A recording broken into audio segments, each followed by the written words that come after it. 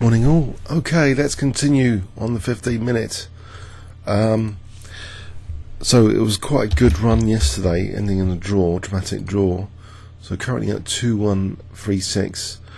It's a very, very tough auto pairing system, which there's only about 7 players on the whole of the ICC in this pool, over 2,300. Last time I checked, out of more than 2,500 in the pool. So my current ranking on the 15-minute pool is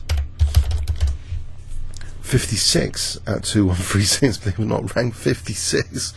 So in terms of relative ranking, that's my highest of any time control, and it's a time control I've only just started for the live commentary. My rank at say 5-minute is going to be much lower because I think the pool's bigger and other stuff. At 5-minute auto pairing, I'm rank 250, so relatively higher up on the rankings there.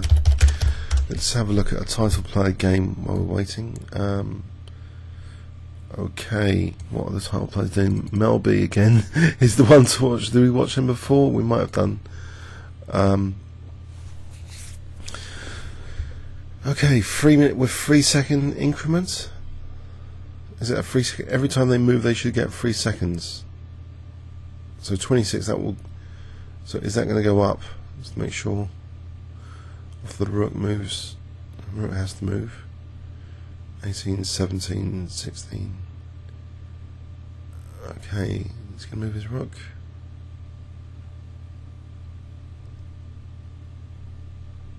Oh, getting close to the 0. He's going to move. Oh, what happened there?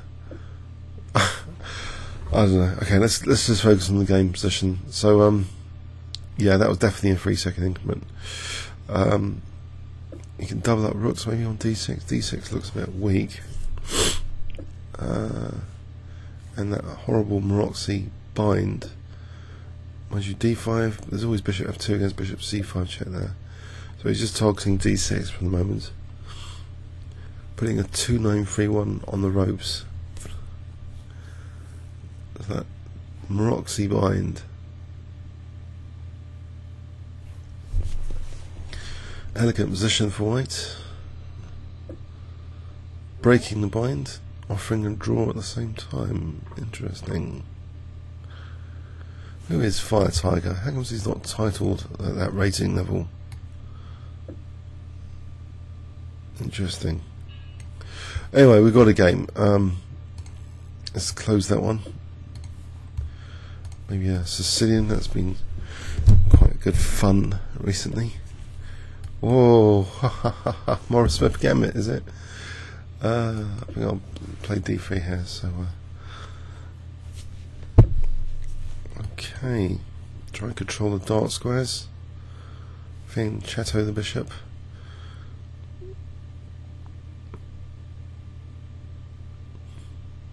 Or Nh4 if you prefer. Nh4 is in the Oxford English Dictionary, so as the main pronunciation method. But yeah, I think I have this idea of Mozart and cellos when I hear Nh4. That's just me, you know. So okay. Regains the pawn. He's got the dreaded Maroczy bind against me now, but he's got that light square bishop. Not that happy to be sitting behind 2 pawns. Potentially in an endgame, my king can crawl down those dark squares in some endgames. That's something to be aware of. Simplifications, exchange of dark square bishops would weaken white's dark squares even more. That's preventing bishop g4 in an exchange which would weaken these 2 dark squares. But potentially, you know, a knight on f4 later might be more powerful, with h3 making g3 difficult to evict a knight on f4 later. So b5 and d5 clamped down on. So you might think, well, where is my source of counterplay? And that's a very good question here always. where is black's counterplay? I could do this manoeuvre and then to c5, and then hope maybe he takes to get rid of the dark square bishop. I think I will do that manoeuvre in the absence of anything. Mind you, c5 looks dangerous as well. Just weakening d6. If he leaves me with a backward d6 pawn here, that would be quite unpleasant. So then b6 springs to mind. Okay, maybe b6 bishop b7 for a moment. Yes. Forget a6. It's pointless. Well, it seems pointless anyway. I think I'll just do some fancy knight maneuvers to try and provoke the removal of this dark square bishop, or wait for queen d2 bishop h6. That'll be fine as well. I just need to get my dark square campaign going. Send those leaflets out to weaken the dark squares. So bishop b7, knight d7 to c5, or knight d7 to e5, or rook c8 maybe. Okay, hopefully he's going to play bishop h6. I welcome that. Absolutely positionally welcome that. And this is not so bad, b6 anyway. I'm putting some pressure potentially on e4, potentially on c4 with knight a5 or e5 as appropriate. Good, glad about that. If my king covers h6 so the queen doesn't go to h6, fine. So I'd rather not take here and allow knight g5, knight d5 mating, but rather have the king here on g7. Okay. By the way, the KingsCrusher symbol, oh blimey, yesterday was a day of blunders, it's got to be said. Lots of pieces lost, lots of games lost, carnage. Anyway, I hope you're enjoying that against me, and just follow the link in the description of that video to join the symbol if you haven't already, and I'll be able to invite you for a game. So, okay. So, the dark square campaign is being helped by the opponent. There was, do you remember the game Nimzovich against Capablanca, where Nimzovich played a bit like a hacker, was lucky to get this rook sack to force perpetual check, but Capablanca positioning was doing very well until king safety crept into the equation for a draw by perpetual. Now a6 does have some advantage that I can't, queen c7 and knight b5. But I'm going to do that anyway, because knight b5, maybe just queen b8. So I'll do that anyway. But knight d5, hold on.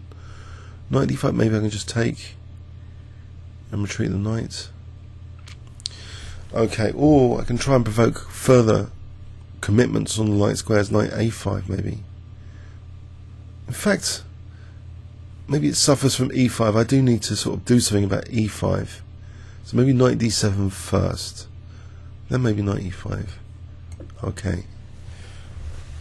So there's dancing to try and create more weaknesses. Dancing with the knights here. So knight a5, knight b4, knight c5, knight e5. All of these possibilities. This one. An exchange of knights. Would that help my campaign on the dark squares? I'm not sure. Now potentially there's queen d4s which could be annoying. How about knight c5 here, and then maybe knight e6 later? Doesn't seem too bad.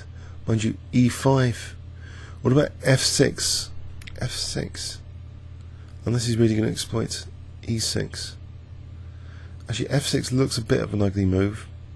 What about just knight e5, getting rid of that knight? Takes, and actually I'm on c4. But any knight takes, there's queen d4, knight e5.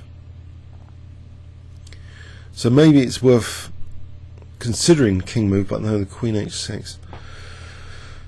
Oh dear, some problems here because of this tactical diagonal. Whoa, tricky. So knight ce5 takes, queen d4 even. I'm tempted to play f6 just to solve the diagonal for a moment.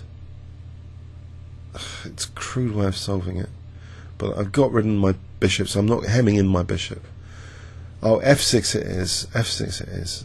I want to play knight Ce5 takes, and not worry about knight c4, queen d4, picking up the knight on c4. Okay. Knight d4 though, hang on, knight d5, knight e5, knight d4 onto e6, whoops. So I have to use this one, try and get rid of this one. Then finally I'll have pressure to provoke b3, and then maybe I'll get my queen in dancing on the dark squares with queen c7 to c5. And then maybe take it from there. So eliminate this guy, I think.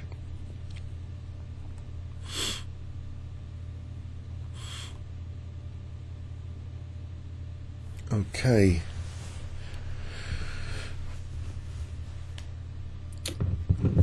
Okay, so knight de5 here is not really on anything here. That's another benefit of not playing a6. It's a little bit more solid in some respects. This chain here. So really, if I can get the queens off, that'd be great. Have rook here, and then play later for b5. That'd be nice as well. Oh, another hack attack attempt. f4, is it? So if I play knight b4 here, b3. There's no tactical disaster for him, I suppose. Unfortunately. There's b5. Knight takes b5. There's nothing going on. There's knight f7 if I need it, if f4. So for the moment I will play knight a5, I think, just to provoke b3.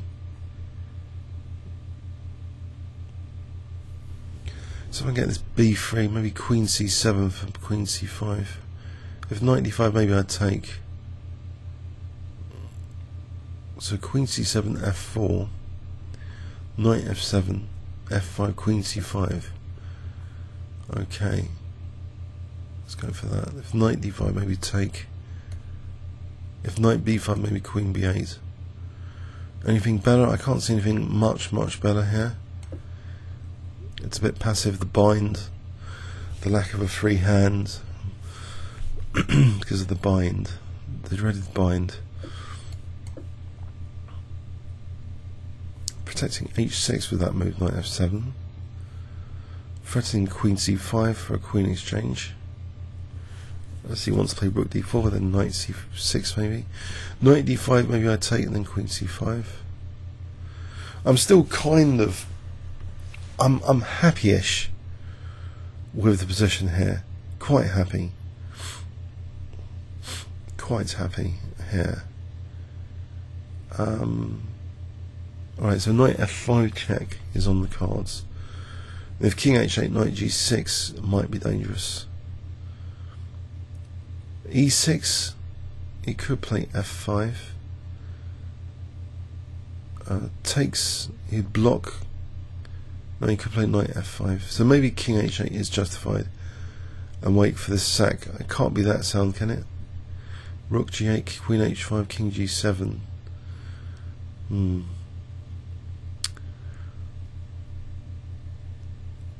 Maybe there's queen c5 check to the rescue. In some line. So I'll see what he does. I'm going to tempt fate. Is he really going to play knight g6? That's the question. I think this queen c5 would be useful to try and defend the position. g5 is also a dark square campaign again. Queen c5 is also a dark square campaign. I think g5 for the g file, it could be fun. g5 takes knight g5 with rook g8 in mind. If knight f5, rook g8. Interesting. I'm going to go for that. Try and turn the tables on this g file.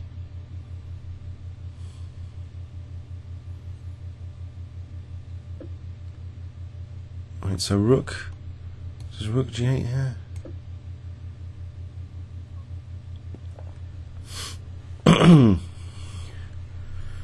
So I'm getting a dark square campaign with the help of my opponent. So takes knight e5. The leaflets for the campaign are definitely out there. Okay, getting e5 first sign, big dark square in the center. So g takes, rook g6, rook g8, queen c5, rook g2, end of game. Okay, let's take care, get that juicy knight on e5, or maybe rook g5 first, or rook g6. There's knight h4. Okay, well there's queen c5 here. There's all sorts of things. Queen c5, actually knight e7 is unpleasant. So how about, what about getting this knight back in? There's knight d5, that's unpleasant. Not so easy. Rook g5, h4 does weaken his king a bit. And the g file, I think rook g5. Try and double the rooks.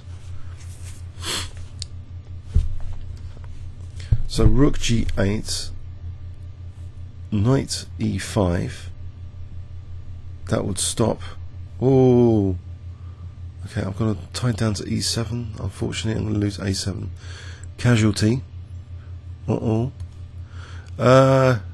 dear, casualty time. Does it matter about a7? I'm not that bothered about a7. But it does delay things. Maybe queen g8, queen g6. Then rook g8, then h5. Treble on g2. Combined with, I think this guy needs to get back. What's he doing over there? Improve the worst piece campaign. Knight c6 to e6. Oh, what is this tactic I see before me? Oh there. What is going on here? Okay, he's going to win f6 or something. He's going to win the rook on c8. I think I have to take that. Is it a meltdown? Have I completely underestimated this position? Overestimated my position. So queen e7, he's got bishop c8 if he wants it. And he's has got a deflection or all sorts of nasties coming up. Well, there's rook d7. Oh dear, rook d7, queen e5. Okay, that's holding on to that, so. Oh dear. Bishop c8, ouch.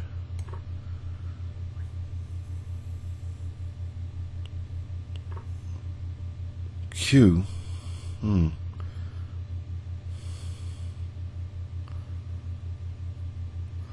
Okay, the rook's hanging. So, rook f8. Rook g8 just to stop immediate apparent disasters. I think this is gone actually. Not a good morning game. Oh dear, oh dear. Oh dear, oh dear. This knight's a bit on holiday over there. Oh dear. Queen c5, I'm getting hacked, aren't I? Because of... okay, what about queen e6, queen h6, queen g6? It's not particularly great.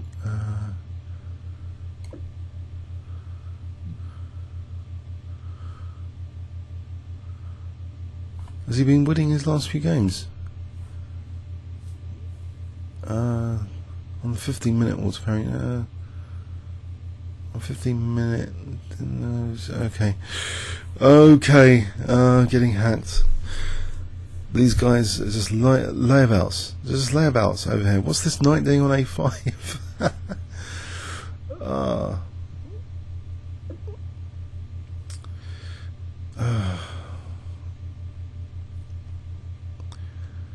Dear oh dear. Play bishop d7 here. You can take king g7. It looks horrible for my king safely. I keep these guys protected. I think it's just hopeless. Bishop d7 looks grim, but I can't see much else.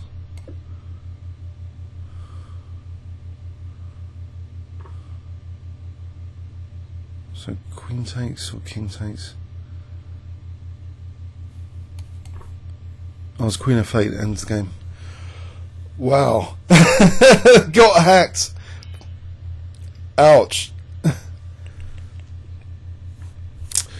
Wow, that was a blast.